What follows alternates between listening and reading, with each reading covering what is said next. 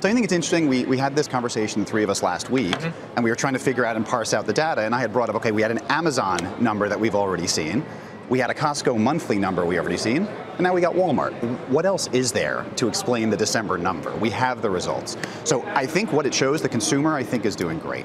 I think the question of the individual health of specific retailers, that'll fall to inventory questions, that'll fall to preferences. But ultimately, from the consumer read, I think we're checking the box on that retail sales number. So that the retail sales number will be revised up, or it'll be a 1 month only issue, or it'll be a stock-specific issue? Or we'll find out there was noise, right? We'll find out there was something going on in that month. But I think the important point is, I don't know what date we are right now, some point February 19th, 20th, December data appears backward looking when we have the full quarter's numbers from the company. And when we break down the individual themes, is this an e-commerce versus bricks and mortar theme, or is it a luxury versus staples type issue? What's the story? It's interesting because normally it's that simple. And if we think about the government data versus this, it doesn't work at all. We have brick and mortar and e-com growing and not from the government. I think the way we're thinking about it is there's a brand versus a box element here, and thinking about brand equity where companies can own the consumer. So whether they need to walk into a Walmart or they need to go find a Michael Kors handbag, that's where you have the control.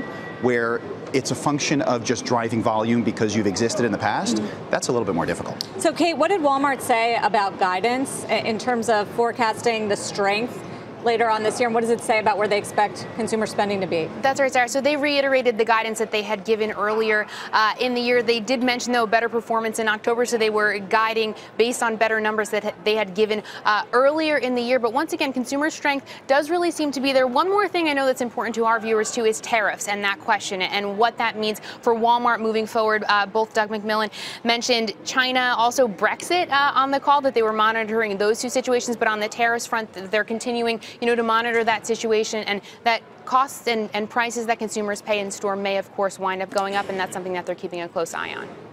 So Simeon, you're saying those that fare best are those that can control their consumer. Who is your top pick that can do that in the year ahead? So we think Capri, which is, again, I mentioned Michael Kors. They own Michael Kors. They're creating a conglomerate of Jimmy Choo and Versace as well. So you have a brand that has power there, as well as this ability to embark self-help. I want to throw one thing in there that I think is really important. At the end of the day, there is this zero-sum game between a consumer, between a shopper and a company. And what happened last year was everyone took price points up. So the retailer was allowed to drive sales through higher prices. That's a great environment because that means the consumer can afford to spend and the retailer is able to get the margin.